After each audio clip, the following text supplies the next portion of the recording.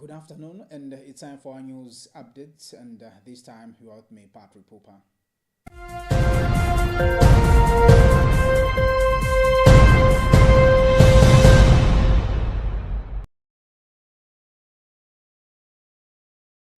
Pope Leo XIV will not travel to the United States in 2026. The director of the Holy See Press Office, Matteo Brun, said Sunday, denying circulating reports that the pontific might make an apostolic trip to his native country.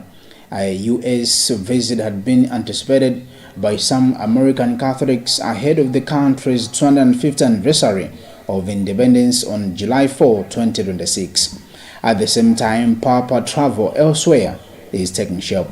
Local church authorities in Africa have said Leo will visit several countries on the continent, with Angola and Equatorial Guinea among the destinations publicly confirmed by the local authorities, and Cameroon also widely anticipated as part of the itineraries, with the timing broadly described as after Easter.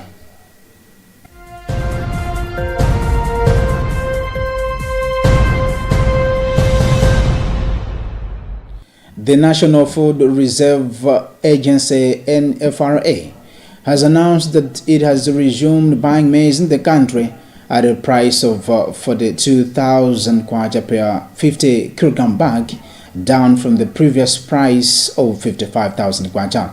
According to a statement released by the agency on 9 February 2026, the price reduction follows the agency's observation that maize prices have started to decline in many parts of the country.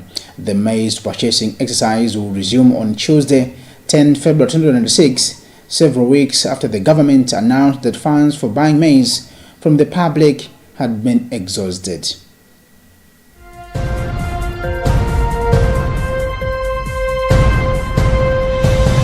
The Center for Social Research has disclosed that shortages of medicine and medical supplies in the country are partly caused by theft and mismanagement within public health facilities. According to the research findings, some health workers are directly involved in stealing drugs from hospitals, significantly contributing to the erratic availability of medicines and medical supplies across the country. The study notes that despite being professionals entrusted with upholding high ethical standards, some healthcare workers have failed to live by example, undermining efforts to ensure consistent access to essential medicines for patients.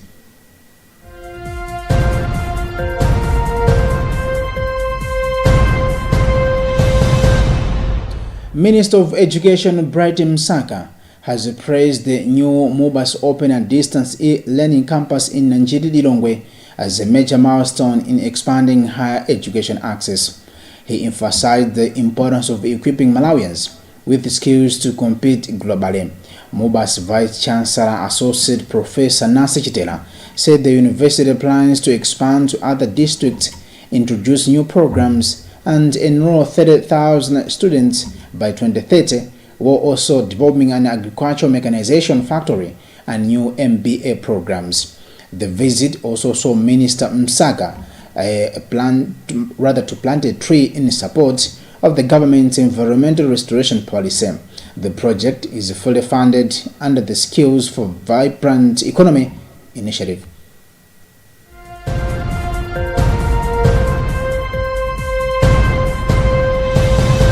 In sports news, the Football Association of Malawi Farm has penalized Mzuzu City Hammers for not showing up at a compulsory pre-match meeting ahead of their Castel Challenge Camps in final clash with FCB Nyasa Big Bullets.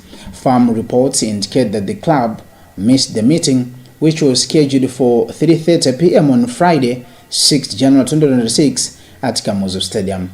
The meeting was a mandatory administrative session meant to coordinate match arrangements, including logistics, security measures, and adherence to competition rules. By failing to attend, the Mzuzu City Hammers violated the Castel Challenge Cup rules and regulations. As stipulated under Article 23.13a of the competition rules, any team that skips a pre-match meeting is subject to a fine of 100,000 kwacha. Consequently, FAM has fined the club with the 100,000 kwacha. The Mzuzu-based side has been instructed to pay the fine within 14 days from the date of the notice. Firm has further cautioned that non-compliance could attract additional disciplinary measures in line with its regulations.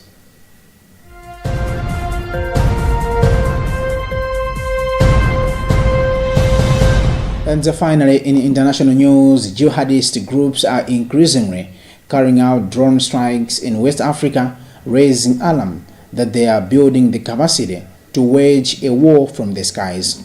A leading violence monitoring organization, ECLAID, had recorded at least 69 drone strikes by an Al-Qaeda affiliate in Burkina Faso and Mali since 2023, while two Islamic State affiliates have carried out around 20, mostly in Nigeria, which has been battling numerous insurgent groups for almost 25 years. The latest drone attack took place in Nigeria's northeastern Borno state on 29 January, when jihadists carried out two prolonged assaults with multiple armed drones and ground fighters on a military base.